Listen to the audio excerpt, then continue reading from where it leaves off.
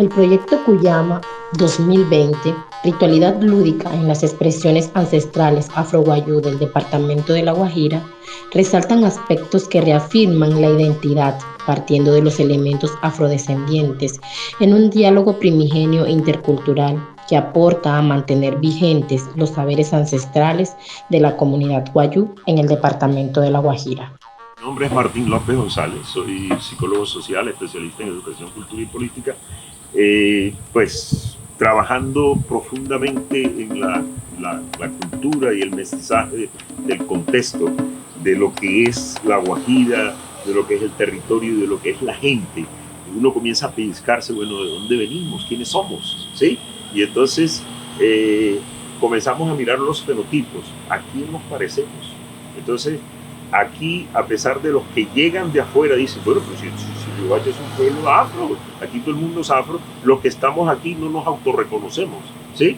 Y no nos dedicamos a estudiar quiénes somos, de dónde venimos, cómo se dio el mestizaje, todo este proceso, porque aquí hay un colorido inmenso, aquí hay un colorido inmenso. Entonces, yo particularmente, a partir de 5 años para acá, he estado estudiando mucho las señas en el territorio, y que he participado en investigaciones, digamos, grandes a multinacionales sobre la cuestión del africanismo en La Guajira. Yo comencé a mirar y a seguirle el rastro a los africanos, cómo llegaron, cómo se mezclaron, cuál era, digamos, qué era lo que hacían los africanos, ¿sí? ¿Qué pasó con los africanos que estaban aquí en el campamento perlero? ¿Qué hacían los africanos antes de, digamos, del Buceo de las Perlas? ¿De qué vivían ellos? Vivían de una economía de subsistencia. Eran cazadores, pescadores, recolectores de frutos, ¿sí? De eso vivían los indígenas que estaban acá. Y el río para ellos era algo muy importante, algo importantísimo, porque es una fuente de comunicación y una fuente de alimentación y de aprovisionamiento de agua. Entonces, la pelea por el río Ranchería fue cruenta. Es más, el río es el límite del territorio ancestral de los indígenas, ¿sí?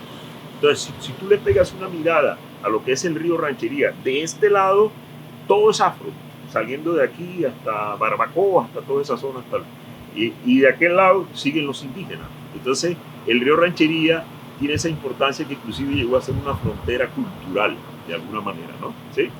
Ahora, pero ocurre algo, digamos, para 1542 hay unas nuevas leyes de India que la corona prohíbe que se utilicen los indígenas en el buceo de perla porque se estaban muriendo. Ya todos los buceadores de perla eran africanos. Entonces, ahí ocurrió algo. ¿Cuál era la labor que tenían los africanos primero? Pues los que tenían los rebaños, los que manejaban, digamos, la cocina, los agricultores que lograron aquí, como estas fuentes de agua, todas las fuentes de agua que tenemos aquí, sobre todo en el distrito de Riohacha, todos los ríos que tenemos. Entonces, pasó algo interesante, que sabemos que la economía que tenían antes en lo prehispánico, antes de que vinieran los españoles, pues aquí de qué vivían los indígenas. Sabemos, pues recolectores, cazadores, pescadores, pero cuando los europeos comienzan a traer el ganado, cuando comienzan a traer los chivos, las cabras, los caballos, entonces hay un proceso en que hay unas familias por fuera de la dominación española, por fuera de eso, que fueron familias que fueron configurándose, digamos, en el Valle del Río Ranchería, y a comienzo del siglo XVII, ¿sí? Hubo unas 200 familias más o menos que comenzaron a tener un poder económico interesante, ¿sí? Porque se dio un nuevo negocio, lo que se llama el pastoralismo. Es decir, se generó unas 200 familias, pastores, que tenían un nuevo negocio, que era el negocio de las carnes, de la leche, de los quesos, de los cueros y de los cebos. O sea, a raíz de los rebaños de los chivos y de las cabras, se generó eso nuevo. La etnogénesis es como que la génesis de una nueva etnia, por decirlo de alguna manera, ¿no? ¿Sí? Para mí, que lo que se comenzó a llamar etnia Wayuu, ojo con eso, que etnia Wayuu se comienza a llamar a comienzo del siglo XVII. A comienzo del siglo XVII es que se comienza a llamar etnia Wayuu a esas 200 familias que lograron acumular una gran cantidad de ganado. Y hay algunas fuentes, algunos investigadores como Otto Vergara, que han escrito muchas cosas acerca de los indígenas, que ellos hablan de que estos indígenas de acá, los Wayuu, son los únicos pueblos indígenas de los pueblos bajos de Sudamérica que se convirtieron en pastores, los únicos. Hay un fuerte mestizaje en La Guajira, cuyos inicios datan de la segunda mitad del siglo XVI. Bueno, mi nombre es Otto Vergara González, soy un antropólogo social con estudios en ciencias políticas en la Universidad Javeriana y antropólogo social de la Universidad Nacional.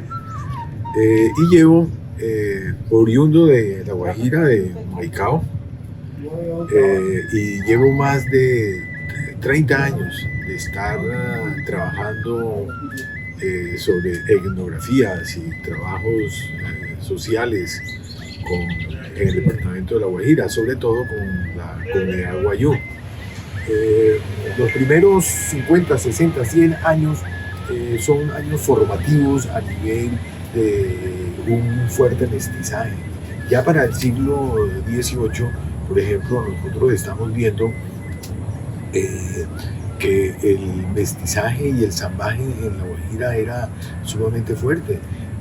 Revisaba, por ejemplo, información demográfica por historiadores muy serios como Hermes Tobar, Germán Colmenares, por ejemplo, que dan cifras que nos llevan a deducir que en ciudades como Boronata, que era un pueblo muy importante en la colonia y en la Guajira colonial, el 90% de la población de este pueblo, que era quizás tan importante como la misma Riohacha, eran de afromestizos, el 90% afromestizos. Pueblos que desaparecen a finales del siglo XVIII, principios del siglo X, finales del XVIII, principios del XIX, que empiezan a crear esas diásporas poblacionales, que es lo que hoy conocemos en el territorio del municipio de Riohacha, Atonuevo, Barrancas. Fueron esa eclosión de afromestizos que forman prácticamente el poblamiento, constituyen el poblamiento del departamento de La Guajira. Esto me llevó a mí a empezar también a mirar desde una perspectiva conceptual y teórica el tema de cómo se mimetizó todo las africanías dentro de la cultura indígena en La Guajira. Eso es una especie de desposesión de los cuerpos que ha sucedido con los afro, que no tienen una identificación como tal, y hoy día con la Constitución del 91 que permite, mediante la Ley 70, buscar identidad, pertenencia y reivindicaciones hacia lo afro, vemos nosotros que salen expresiones como los afro-wayús, que ya empiezan a tomar forma hasta de carácter político y de movimientos sociales en el departamento. Acerca del mestizaje, el coordinador de la Comisión de la Junta Mayor de Palabreros Wayuu, Guillermo Ojeda Jarariyú, nos señala. La población afro fue la que tuvo en primera instancia vínculos matrimoniales con la población Wayuu.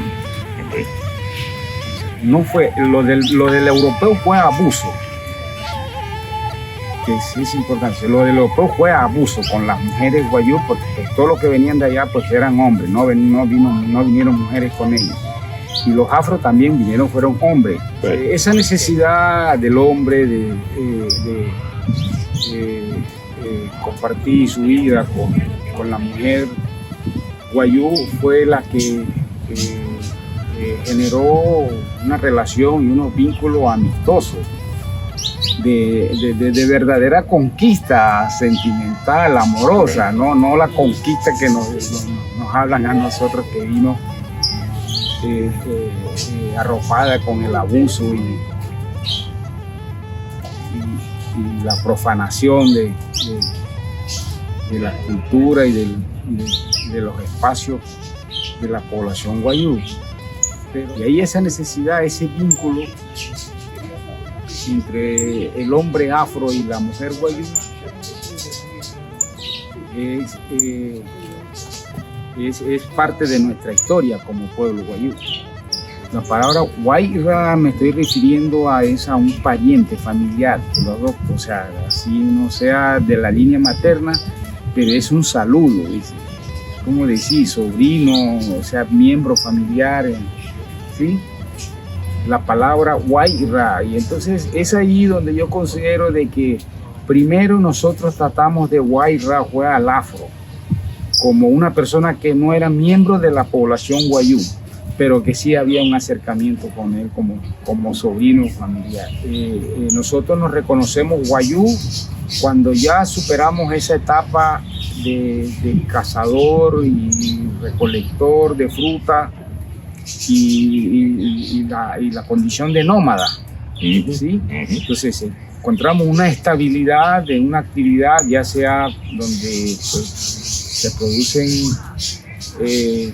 la recolección de fruta en forma permanente, donde ya comienza la actividad de la agricultura y la ganadería. Entonces eso genera una relación de estabilidad y espiritual, y es donde entonces la palabra guayra y de reconocernos cuando llega ya a denominarnos, el occidental nos interpreta como guajiro, ¿sí? Y por eso la importancia de que no considero que la palabra guayra haya surgido dentro de una relación violenta. Yo decirle a sobrino a un europeo, y sobre todo cuando yo lo veo con una piel diferente a la mía y más alto que yo, ¿sí? O sea, que es la percepción, y sobre todo llega con un arma extremadamente violenta que la que yo tengo, fulminante, que pues, prácticamente dice, yo no le diría sobrino, yo le diría tío. Sí, por su condición por ejemplo, de estatura y también el poder del arma, ¿sí? Lo tendría que mirar más, es como una persona con un cierto poder, o sea, con un estatus, y no mirarlo como un sobrino. Acerca del mestizaje y el autorreconocimiento, la indígena guayú Graciela Cotes Arpuchaina afirma enfáticamente: decirte, yo me considero guayú, ¿ya? Primero que todo porque la madre mía es guayú 100% original, ¿ya? Y yo sé de a dónde venimos nosotros, cuál es la historia verdadera de nosotros los arpuchanas, de a dónde somos realmente. Tenemos, mejor dicho, el cementerio ahí, que es muy importante, ¿ya? Entonces, pero sí no puedo negar mi papá. Mi papá no era guayú, mi papá era arijuna, era un arijuna de Riohacha. Entonces por eso realmente sí, mi cabello es un cabello débil, no lo puedo negar, porque mi cabello, el cabello guayú es un cabello grueso, fuerte, mientras que mi cabello es un cabello más fino. Entonces allí es algo de que, pero como yo le vuelvo y le digo que cuando es la mujer que es guayú, entonces los hijos siempre serán guayú. No, por supuesto. Cuando existe un guayú y el guayú no habla su lengua, para mí no es guayú, ¿me entiendes? Yo se lo digo en su cara, ¿ya? Le digo, tú eres guayú, sí, y habla guayunequi, no. Entonces no sé qué eres, si eres arhuaco, si eres arijuna, porque entonces no eres guayú, ¿ya? Entonces, porque es muy importante la lengua de nosotros, aprender la lengua materna, que eso es algo muy interesante. Es que, mire, y otra cosa, que de pronto eso que usted dice es una realidad, porque mire, yo tengo familia, primos que habitan como en el Pájaro, ¿ya? Y resulta de que los hijos son bastante morenos. Si ve la piel, cómo es esa piel del indígena de por allá del pájaro de Manaure, que la piel es más oscura. Debe ser que en realidad eso pasó, ¿no? Eso tuvo que haber pasado. Y si por decir algo, eso sigue pasando, porque eso muchas guayús se casan con morenos actualmente. ¿Ya? Yo tengo una sobrina casada con un moreno, y los hijos están saliendo más afro que guayú. ¿Sí ves? Entonces yo pienso de que sí, ustedes tienen razón de pensar de esa manera, claro. Nosotros hemos tenido unas representaciones muy importantes en el atletismo de carreras cortas. Por ejemplo, Raúl Sánchez fue campeón de 100, 200, 400, 800 metros plano, rivachero negro. Uno de Vigulla, nosotros le decíamos al Pelé. Ulises Campos fue campeón de 100 y 200 metros plano, negro.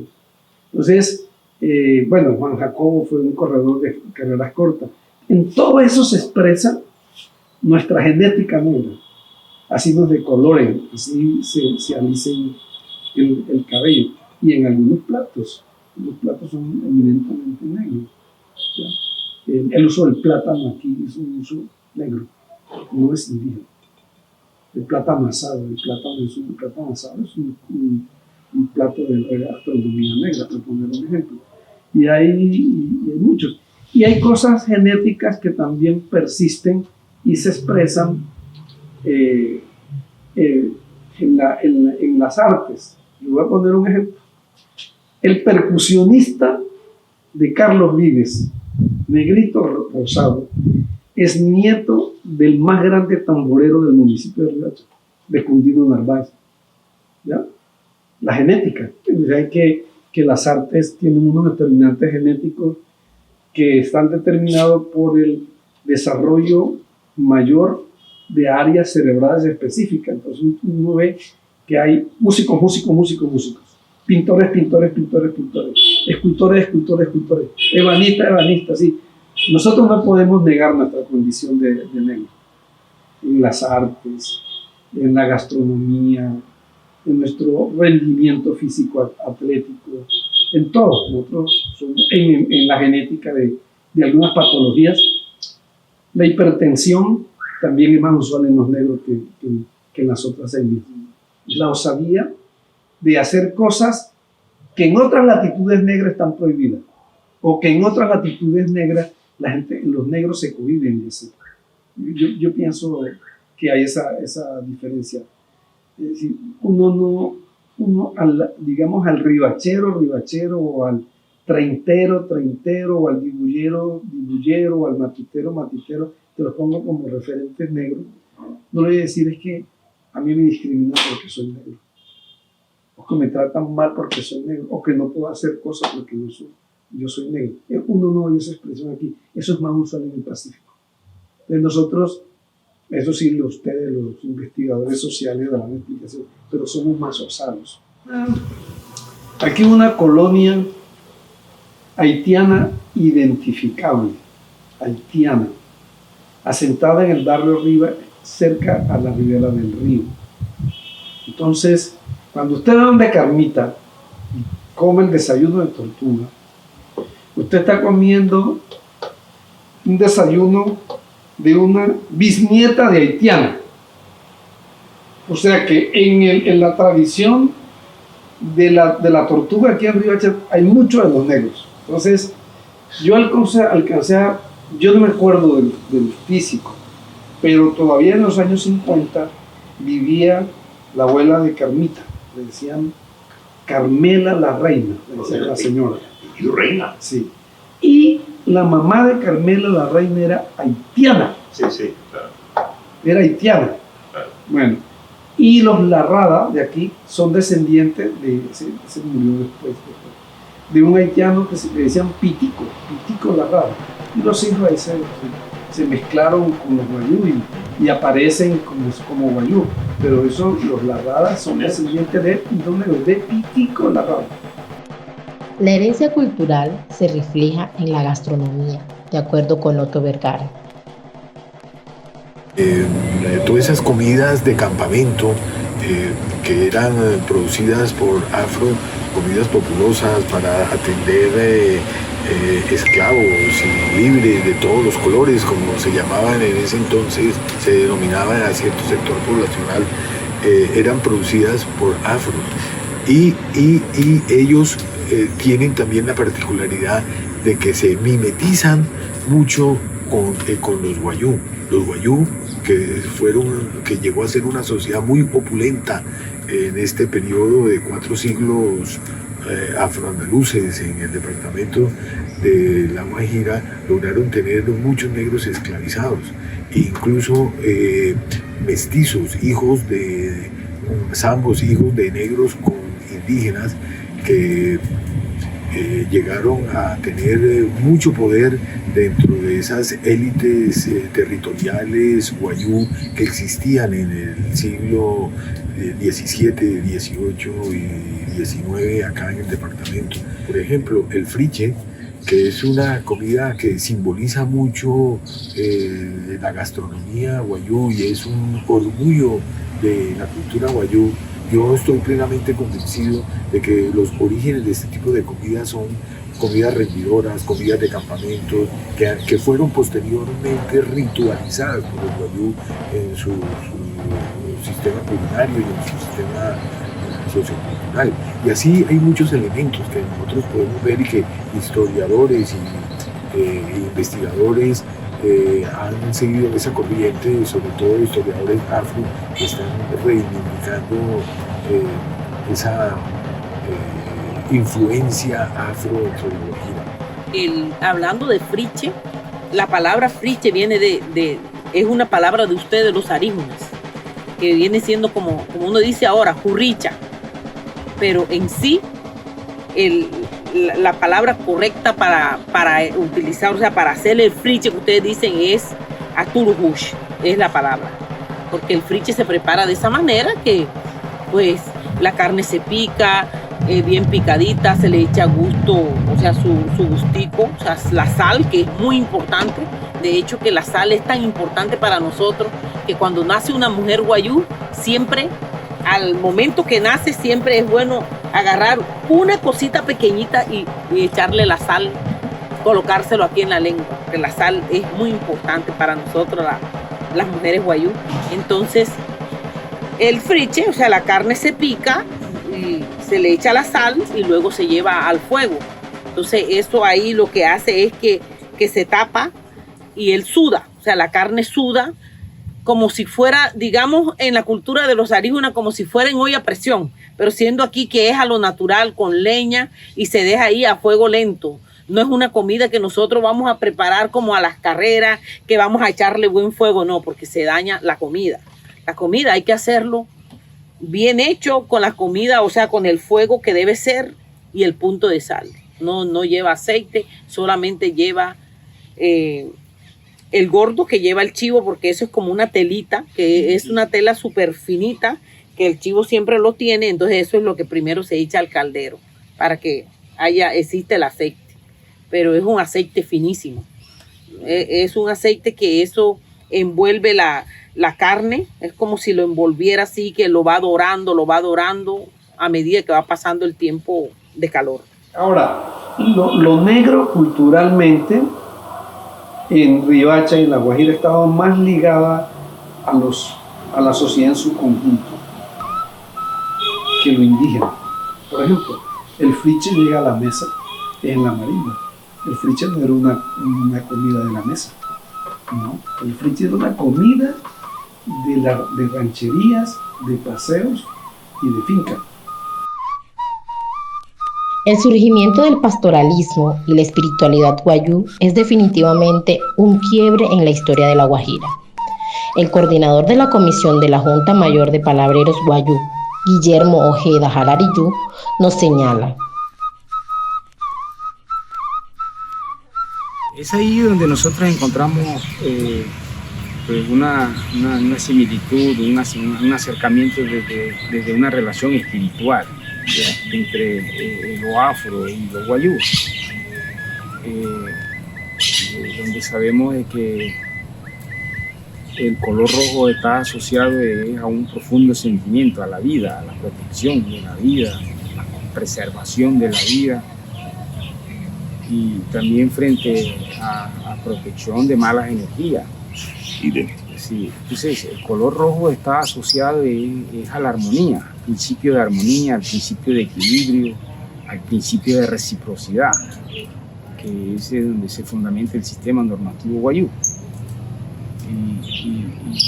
Y a diferencia de la visión occidental, que considera el color blanco como el color de la paz, de la pulcritud, el color de la sabiduría, de la luz,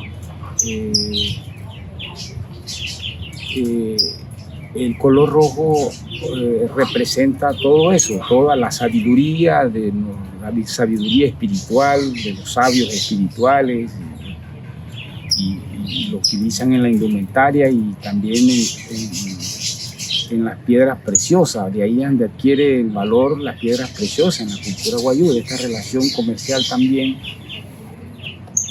Y se utiliza la piedra como protección, que todavía le llamamos, no, la aseguranza del niño, pues no, es una piedra de protección, que, o sea, protege contra energías negativas. Y precisamente son los sabios espirituales los que también orientan y recomiendan esa protección, porque son consultados incluso para resolver asuntos espirituales y asuntos sociales, de conflictos sociales, de protección. Entonces pues, eso entra en la recomendación precisamente de esos sabios que conservan una sabiduría para que se utiliza eso. Entonces, y sabemos también toda esa relación de la santería y del afro en la relación Wayuu, que aquí en el caso de nosotros es la mujer Outsu, la autoridad espiritual, es la mujer sabia que es motivo de consulta. Es de gran importancia para nosotros indagar toda esa relación que existe con todos esos elementos. Excelencia. Sí. Aunque allá sucede lo contrario, que es con el hombre, si la mujer entrega el dote es por el hombre, por la condición del hombre. Entonces acá sucede lo contrario.